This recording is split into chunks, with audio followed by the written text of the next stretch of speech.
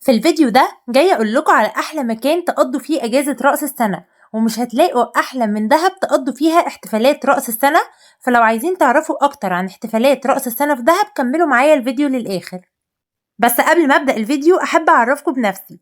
انا شروق، بقدم محتوى عن السياحة والسفر جوه مصر وبره مصر، والفنادق واسعارها واهم مميزاتها وعيوبها. فلو عايزين تسألوا اي سؤال اكتبوا تحت في التعليقات وانا هرد عليكم. وما تنسوش تعملوا لايك واشتراك للقناة علشان يوصلكوا جديدنا اول باول. ويلا بينا نبدأ. دهب فيها اماكن كتير للسهر والاحتفال برأس السنة. اول حاجة، لو انتوا هتنزلوا في فندق من الفنادق دي فبيكون فيها احتفالات حلوة جدا تقدروا تحضروها وما تخرجوش برا الفندق، زي مثلا هابي لايف. وهابي لايف للي ما يعرفهاش هي من اجمل فنادق دهب، وبيعملوا حفلات مميزة جدا، كمان موقعه حلو قوي. وهنزل لكم فيديو كامل عن الفندق ده وايه هي اهم مميزاته والاسعار وكل حاجة. كمان في فندق ايكوتيل، هو فندق برضو من اعلى فنادق دهب، متميز بمستوى الخدمة العالي وبيكون فيه حفلة مميزة جدا في رأس السنة. كمان فندق تروبيتال هو كمان فندق حلو جدا وحفلاته بتكون مميزة جدا. طبعا في فنادق تانية كتير قوي، ده غير فنادق الممشى بتكون عاملة حفلات برضو حلوة جدا. ده غير بقى ان كل الكافيهات اللي في الممشى بتكون عاملة حفلات حلوة جدا، تقدروا تختاروا الكافيه اللي يعجبكم وتقضوا فيه سهرة رأس السنة. في مثلا زي كافيه everyday old او everyday جديد، في كمان اكتر من فرع لكافيه everyday.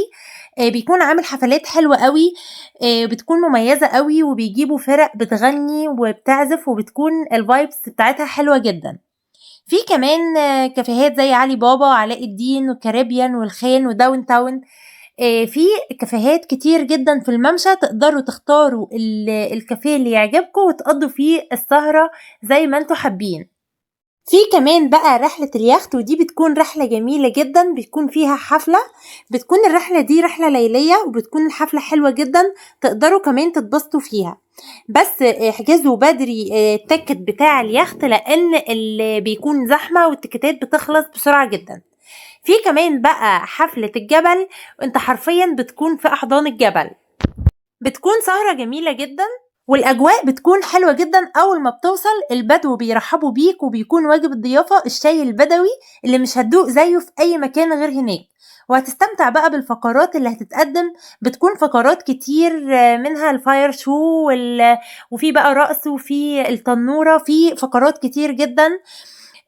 وأول ما الساعة تيجي 12 بيبدأوا فقرة الفاير ووركس، بيكون منظر حلو قوي. بيبدأوا بقى استعراض الألعاب النارية دي مع الغنى والرقص، وبيكون بجد الفقرات دي ممتعة جدا. أهم حاجة ما تنسوش اللايك والسبسكرايب وشير للفيديو علشان يوصل لأكبر عدد من الناس. طبعا في شركات سياحة كتير بتنظم الرحلات دي، وكل شركة بيكون فيها بروجرام مختلف عن الشركة التانية. يعني في مثلا شركة بتبقى الرحلة عندها عبارة ان هم بيبدأوا بطابة وبعدين دهب وبعدين شرم. وفي شركة تانية بيبقى طابة ونويبع ودهب وسانت كاترين. فكل شركة بيبقى ليها بروجرام مختلف عن الشركة التانية، تقدروا تشوفوا انتوا هتحبوا ايه اكتر وتحجزوا مع الشركة اللي تختاروها. بس طبعا قبل ما تحجزوا مع اي شركة اتأكدوا ان الشركة دي مرخصة وليها مقر على ارض الواقع وفي ناس اتعاملت معاها. رحلات رأس السنة دي بتكون حلوة قوي. طبعا الاماكن اللي انا قلتها دي اللي هتقضوا فيها سهرة رأس السنة بتكون للناس اللي طالعة مع نفسها، مش تبع شركة سياحة او حاجة. اما بالنسبة للناس اللي طالعة اصلا مع شركة سياحة، فالشركة بتكون مظبطة البروجرام الرحلة حلو جدا، فطبعا هتكونوا مع الشركة دي. اما طبعا بالنسبة للناس اللي هيقضوا اكتر من يوم في دهب، اللي هم رايحين على دهب اصلا وهيقعدوا فيها اكتر من يوم، ففي حاجات كتير جدا وانشطة كتير جدا وخروجات يقدروا يعملوها الصبح وبالليل. انا كنت نزلت فيديو على القناة عن اهم 3 حاجات تعملوها في دهب، هسيبها لكم في الاي اللي فوق، وهسيب لكم اللينك الفيديو في الوصف تحت تقدروا تشوفوه. بالنسبة بقى للفنادق، لو عايزين فنادق مستوى كويس، انا كنت برضو نزلت فيديو لأهم 3 فنادق بسعر معقول مستوى متوسط، هسيبه لكم برضو في الاي اللي فوق، وهسيب لكم لينك الفيديو في الوصف تحت تقدروا تشوفوه. ولو عايزين اي سؤال عن اي فندق سيبولي تعليقكم تحت وانا هرد عليكم. دهب من أجمل الأماكن اللي ممكن تزوروها، واللي بتشتهر بأجمل محميات طبيعية لعشاق السنوركلينج والدايفنج. فلو عايزين أجازة ممتعة وهادية فلازم تروحوا دهب. وما تنسوش تشتركوا في القناة وتفعلوا زر الجرس علشان لسه هنزل لكم فيديوهات أكتر عن احتفالات رأس السنة في شرم والغردقة والجونة وفي كل مكان. فلو عايزين تسألوا أي سؤال اكتبولي تحت في التعليقات وأنا هرد عليكم. فلو ناويين تقضوا اجازتكم في دهب وهتنزلوا في فندق معين فيدوب تحجزوا من الوقت لان الاماكن كلها بتكون كومبليت. فلو عايزين فندق ببادجت معينة تقدروا تسيبوا سؤالكم تحت في التعليقات وانا هرد عليكم بالفندق المناسب للبادجت دي.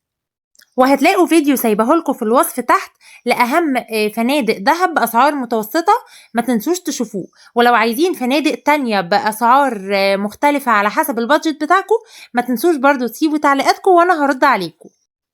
وبالنسبة للناس اللي طالعة مع شركات سياحة الرحلة اللي بتكون يومين فيدوب برضو تلحقوا تحجزوا الرحلة دي لأن بيكون عليها إقبال كبير جدا وبتتحجز بسرعة، فيدوب تحجزوها. بس زي ما قلتلكوا تتأكدوا من الشركة ومن المقر بتاعها ومن التراخيص بتاعتها علشان تتجنبوا أي نصب ممكن يحصل.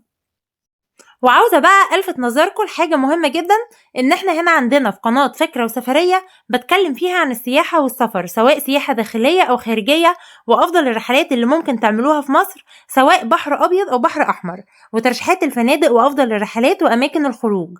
فلو مهتمين بالمحتوى ده وبتحبوا السفر ما تنسوش تعملوا اشتراك في القناة وتفعلوا زر الجرس علشان يوصلكوا جديدنا أول بأول. ولو الفيديو عجبكم اعملوا لايك ومشاركة علشان يوصل لأكبر عدد من الناس. يهمني جدا ان اعرف ارائكم في الكومنتات، ولو عندكم اي سؤال بخصوص السياحة والسفر سيبولي تعليقاتكم وانا هرد عليكم. وسنة جديدة وسعيدة عليكم كلكم.